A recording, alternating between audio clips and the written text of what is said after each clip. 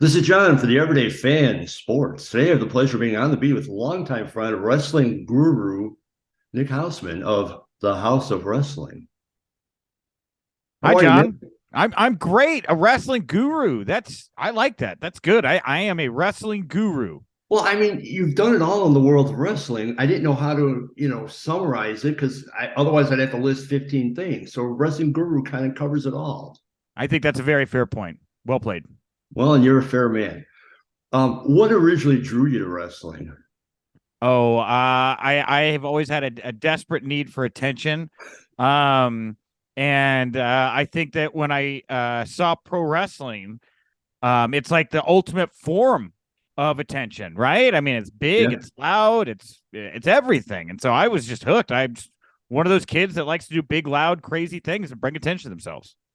But then you started out in wrestling as a manager. And then when did you make and why did you make the transition to the media side? I got tired of I got tired of a lot of things, John. And you got to remember when I made the leap about a decade ago, the Chicago independent pro wrestling scene, it goes up and down, right? Yeah. And 10, 15 years ago when I was doing the managing thing, it was not a great time for Chicago pro wrestling. Anybody with any salt that got over here left for the East or West Coast. There was nobody. There was not like a Mustafa Ali rolling around to give the scene credibility, and certainly managers were not a high priority for WWE, and AEW was just like, I don't know, something that existed in an AOL chat room with Tony Khan, So not a whole lot of opportunity. Long weekends, long drives. I loved it. I love pro wrestling, but when the allure was gone and it just became a grind, I got burned out. I wanted to stay in the pro wrestling business, and that's when podcasting had started to take off. I said, hey, I'm listening to all these people cover wrestling who are just fans who have never had a concussion or had Sabu throw a chair at them or had Rikishi sit on their face or whatever it may be. You've done all those things, Nick. You can do this, and thus began a very fruitful endeavor, in my opinion. Oh, there's no doubt your resume speaks for itself. How did you replace the buzz though of being out there for the crowd, playing off the crowd? How did you replace that buzz through your media work? Great question. You know me. Everybody knows that I like to be out in the field, right? I like to be out there asking those questions, making those moments. I did a lot of things as Ronaldo Piven, right? Yeah. It was my manager name, Ronaldo Piven. A lot of great things, but nothing has ever brought me the attention as like a moment with Paul Heyman and Roman Reigns in a WrestleMania scrum, or CM Punk staring me down, or Seth Rollins, calling Punk a cancer, whatever. All these big moments, and it's because I know how to talk to wrestlers because I did it, and so when you're in that moment and you got somebody that's super talented or whatever, and you can make a moment like that. You can't really predict it. It's just like wrestling. It always just happens kind of in the moment there. That's more often than not how I've been able to replace that high is by going in there and doing work that gets people's attention. So like when you're when it's night and you're laying in bed, you can't sleep. Does it ever go through your head and go like, wow, like I actually was part of the scrum with CM Punk, or I actually was involved with Paul Heyman in the bit. Like does it sink in at that point? Oh man, I should think about that. I should think more positively when I'm going to bed. I sit there and I dwell about all like the negative. Oh, I stress about stuff. Yeah, I do. It does hit me. My wife is very grounding in a way where she's not a big wrestling person. So something I think is like really big and cool and crazy is like nothing to her. Like the Heyman thing she knew was a big deal. But I'll give you an example. Like when the Punk thing happened, the media scrum happened. I called my wife afterwards just to check in, and she had something on her mind. It was heavy, right? And I just said, "Oh, let's talk about that." The whole night, whole car ride back from the Allstate Arena, talking to my wife about this thing. I come home, we hug, we kiss, we fall asleep, we wake up, and she's like getting ready. She's like, wait, did something important actually happen with you last night? I'm like, yeah. Oh, you A little heard? bit. Yeah. Oh, you heard about it? Okay. And it was like on a 12-hour delay in my household that it was like a big deal. But you got it. Well, Yeah. that brings up a good point, though. In terms of your wife, when you first started dating, or any friends, family, does anybody kind of give you the, oh God, you do that wrestling thing? Oh, do I get that? Honestly, most people kind of mark out when I tell them what I do. Like, it's not looked down on. The only person who's ever given me that reaction was, unfortunately, rest in peace, my father-in-law Seamus. My wife's father, actual Olympic amateur wrestler, and Wow. at one point was the greatest sambo fighter in the world. Like, during the Cold War, they sent him over to Russia to toss Russians. I mean, Impressive. the realest of real deal. And when I met him and I told him what I did, he told me about how here's how real he was. He told me about how he didn't like pro wrestling because the pro wrestling carnies, the promoters, would come around his camps, right? And pick his friends off to come and join the wrestling Oh, business. wow.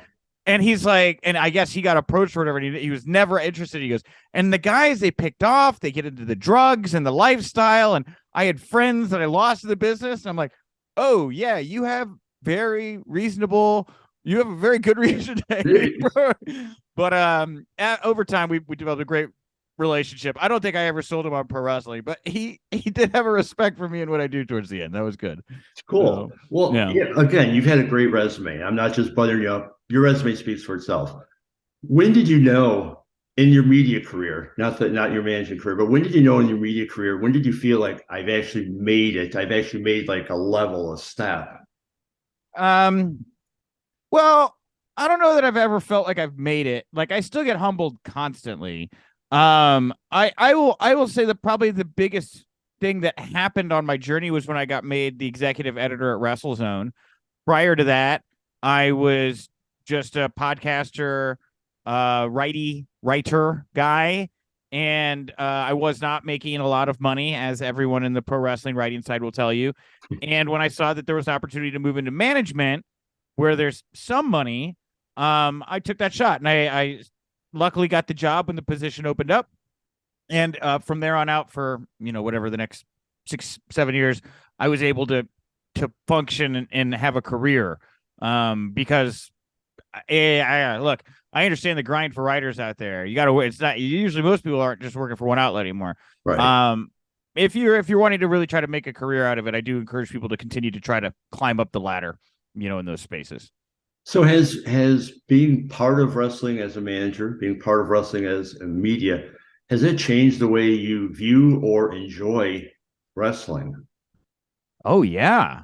Yeah, and like an infinite number of ways. Like, some days I like it a lot more because I know people and I'm big fans of them, and I'll see something and I see it happen from, and I know the struggle and I know the journey they've been through, and it just hits you, Right. means so much more. Other days I like find stuff out that I'm like not happy about, or it's like, oh man, there's another freak or creep or whatever walking around in the back, and I'd rather they not be prominently featured on TV. And I like throw my hands to the sky and I say, why must it be this way? So yeah, I mean, you just know more, and that just changes the way you see it. Some days it makes it better, some days it makes it worse. I completely understand and agree with all your points on that too. So let's take it to the House of Wrestling. Tell me all about the House of Wrestling. House of Wrestling, this is my brand, like everybody in the business, just like yourself, with Johnny's Beat, which is, by the way, Johnny's blog? Oh, I got it Johngy's right. Beat. Johngy's Beat. Sorry, Johngy's Beat. Close enough, man. No, it's not right that I got it wrong. Johngy's Beat, because you've been wonderful to me over the years and have done great work. Yeah, Johngy's Beat. I needed a brand for myself, and so I needed to figure out a way to create something I could put on a sticker, and that's what we have here now, House of Wrestling. And I do all of my exclusive interviews. A lot of people know me for out in the field coverage. I'll be at Money in the Bank. doing interviews in London this weekend. And you also get occasionally, I'll do backstage stories. I broke the Ace Steel story a month or so ago. Got everybody's attention. Actually, I think it was longer than that, but whatever. It's everything. I have great partners. I work with the Premier Streaming Network Tuesday, Thursdays. You can find House of Wrestling over there. Talking to all kinds of influencers from pro wrestling. And then I do weekly interviews for Inside the Ropes.